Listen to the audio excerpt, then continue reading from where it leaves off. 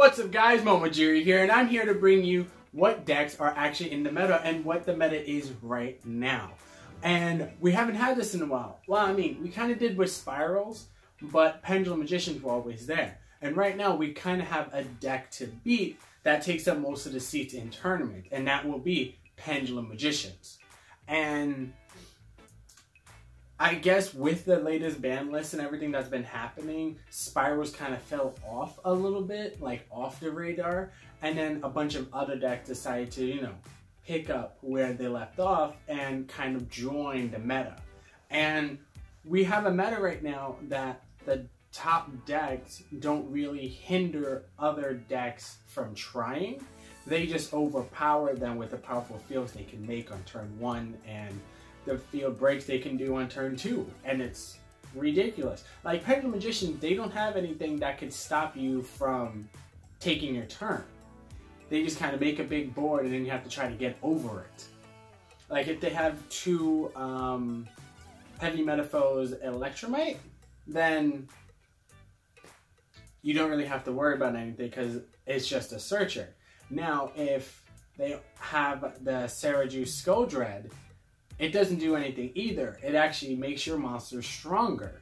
So Pendulum Magicians are good because they can make a giant board out of nothing and wipe you out. But if you have a bunch of monsters and spells and traps that could stop them accurately, then you're actually doing pretty well.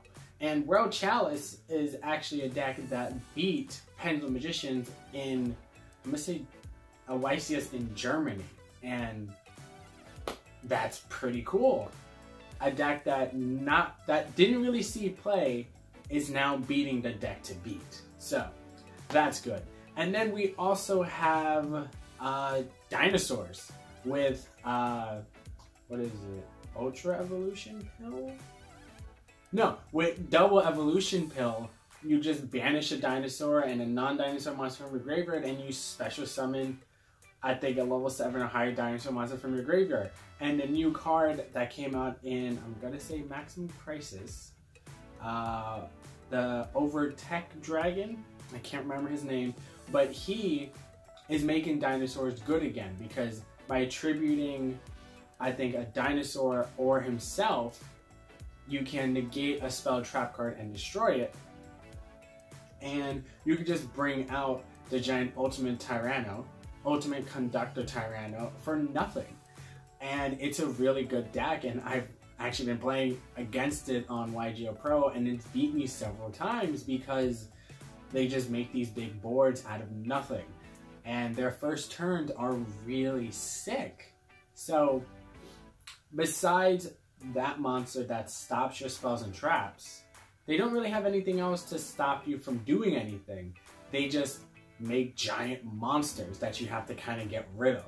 It's kind of going back to the old way of playing, just summon big monsters and wait for your opponent to try. Because the only cards that could stop you at this point are Solemn Strikes, Solemn Warning, Solemn Judgment, Ash Blossom, Ghost Ogre, Effect Veiler. There's really no deck-specific cards that could stop you. Now, Trickstars are a different deck entirely. Trickstars have a card that says banish your opponent's hand, and then they draw the same amount of cards. And if you have a bunch of cards in your hand, then it kind of sucks when they have the certain Trickstar monsters on the field. Then you just take up to 1,000 or 2,000 or actually 2,400, depending if they have 2 of the red ones and Trickstar Life Stage, and that's a giant blow to your life points, especially when you're low. And they could do it multiple times because they can, and I believe it's searchable with their cards, and it's a ridiculous card. And after that, I mean, Dinosaur Light Swarm Zombies are a thing. Like, Light Swarms can't compete, zombies can't compete, dinosaurs aren't competing, so take that major build and put the first 2 with it, and you guys, I guess you have a really good deck. It's 60 cards, and it's kind of cool. Just a 60 card deck can compete because they just send a bunch of their cards to the graveyard. And then you also have Zephyrs that's been popping up out of nowhere. I mean, but it's a pendulum themed deck, and I guess they have some good pendulum cards. And Monster Reborn's there, but I don't really see, well, I mean, I'm pretty sure every deck runs it, just so they can take your opponent's monster. But no one's really playing Bottomless or Torrential. The state of the meta is very, very, very strange right now, because we have one deck to beat and just kind of a bunch of other decks there. And I don't know, it's vaguely interesting to see what's going on in the meta, and that we don't have a set meta yet, because there's 2 True Dracos, which is really just like 4 monsters, a bunch of back row to summon this one monster. It's kind of strange, but it's apparently a good deck. And to be competitive right now, it's kind of expensive, I can say, but like not like the main deck, like the extra deck for certain decks. Like Barrel Load Dragon's 50, Skodred is about 60, Heavy Metaphors Electromite, he is about 70, and you'll need 2 Electromites. Barrel Load and Skodred, you need about 1 each, maybe 2 Skodreds depending on your deck. A Firewall Dragon, and you're looking at about $200 just with the extra deck. So that's insane. Trickstar Reincarnation is about 30. Ash Blossom was like 80 to 100, but is now going down because of the reprint that got announced yesterday or 2 days ago.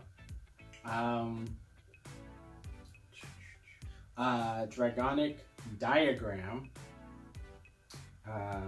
It's about 40 to 50, somewhere around there, and you're gonna need 3 of those, so that's $150 on 3 cards.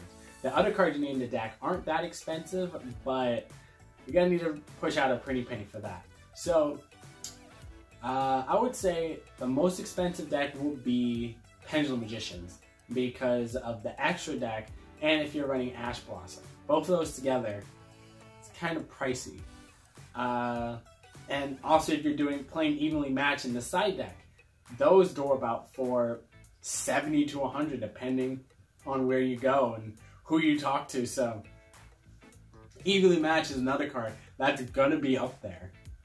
And it's gonna be in most decks. So if you want to be competitive in, I guess, this day and age, you're gonna need that card in your side deck, which really sucks. It's a card that's kind of unfair because it just banishes everything.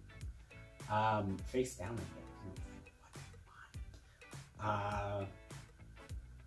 after that, maybe the Lightstorm variant depending on how they play it, but any pendulum themed like deck that will want to be competitive is going to be expensive, or actually Link Pendulum, the combination of the 2, are very expensive.